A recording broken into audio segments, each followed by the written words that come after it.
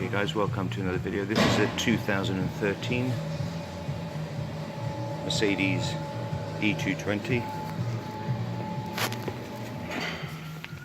and the issue you have with this one is that the side wing repeater doesn't work.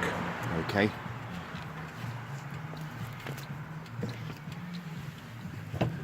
the mirror does actually pop off carefully, obviously, because the last thing you want to do is crack one of these, because it's got a light sensor and it's heated as well.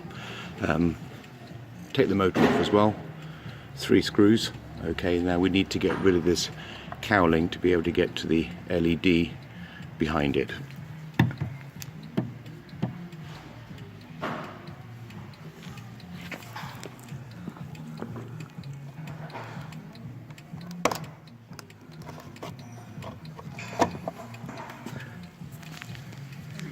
Give it a bit of a yank, and the electrics just up there will actually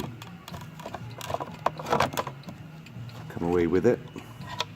As you can see, there's your LED unit. Torque there.